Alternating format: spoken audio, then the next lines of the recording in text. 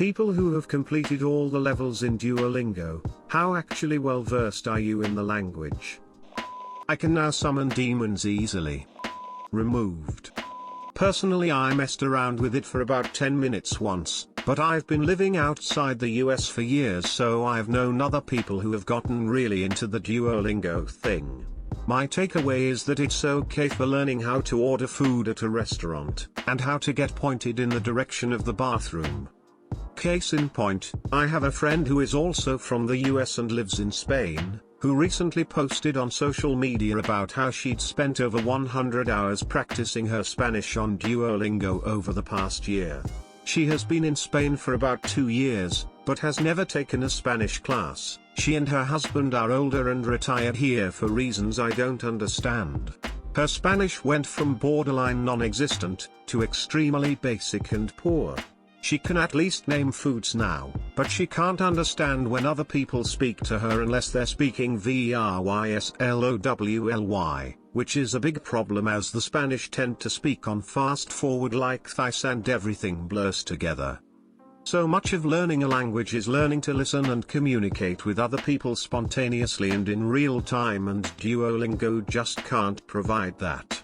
That said, I guess it could be okay practice if you're also regularly interacting with people in the language you're trying to learn, and also studying the language with a proper teacher. On its own it is a mildly educational game. Edit, I just realized it's probably worth mentioning that I was an ESL teacher for years in the US, Asia, and Europe. So I do have a certain degree of professional knowledge when it comes to the acquisition of foreign language skills. I stopped using Duolingo when they turned it into a money grab and started punishing you for making a mistake. I was getting far in German and I remember some basic stuff but not enough to understand a German person speaking Spanish.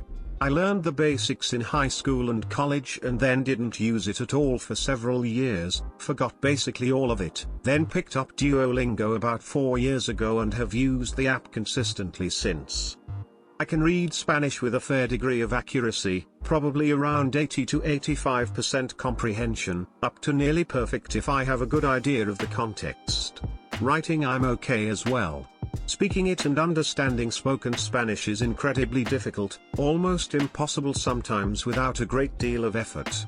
I don't know anyone in real life who speaks Spanish, and I don't live in an area with a lot of Spanish speakers, so I don't have a good opportunity to use it.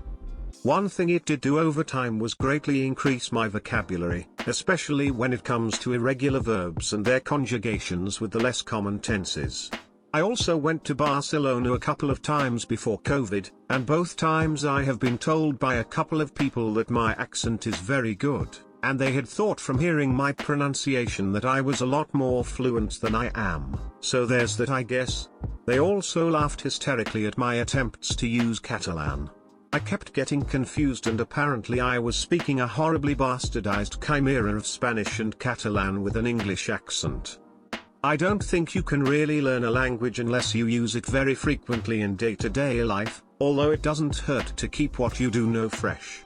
Duolingo will help with the latter, the former not so much. Duolingo is never completed. / overly attached Duolingo.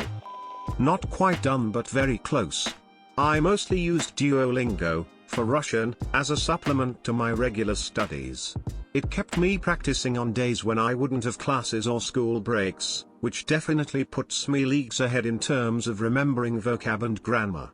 It's not great for learning from scratch, but fantastic for maintaining that info.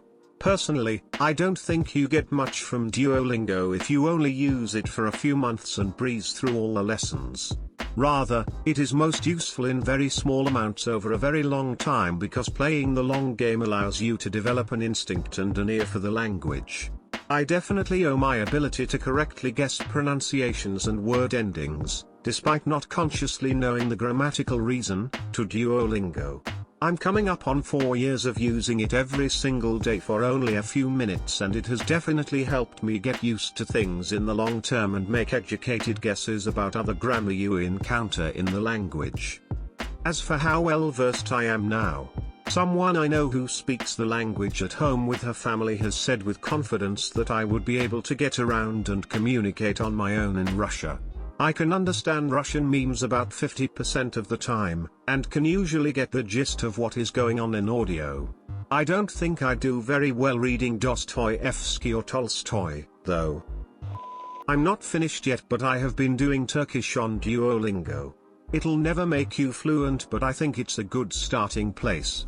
I don't know anyone who speaks the language, so I watch Turkish TV shows to see how much of the dialogue I can follow. I use it alongside the shows and books and YouTube, and I have found my ear for it is improving. I haven't done all of it, but I've gotten quite far.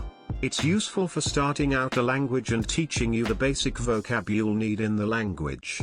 However, if you want to get serious about your target language, you need other forms of input. Watch videos in the language, read in the language, and try to talk in the language, since having a conversation is mostly the result of what you want when learning a new language. To get to that point though, Duolingo was very useful in the beginning, so it deserves some credit. I've used Duolingo quite a bit a few years ago for learning French and Spanish, not having had very much knowledge of the languages earlier in life. It's not going to get you to a stage where you can speak the chosen language fluently with the app alone. You need to use it with other audio, video, and written media, and your lessons need to be structured and repetitive in nature. Language learning to a good level of fluency is not easy. The most useful part of using the Duolingo app that I've found is that it does help to increase your vocabulary, gradually adding more words as you go. Use it just like most other apps for fun, to pass the time, to amuse yourself when you are on a long journey, but you are going to need other resources too. I've done it for several languages, but usually also combined it with other tools for learning the language, like watching videos, other online lessons, etc. Duolingo alone is not going to get you anywhere close to fluency, but I think it's a great way to get your feet wet with a new language, because you get a lot of experience getting used to the sounds, really important, and you learn basic vocabulary and grammar, though you will probably learn some very specific and not particularly useful sentences, especially if you do Duolingo for Hungarian. However, if you don't continue to work on learning and practicing the language, it will go away pretty quickly.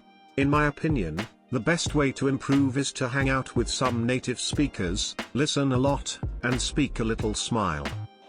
A few years later, I now live in that country speaking the language as my primary language, and have certified C2 fluency.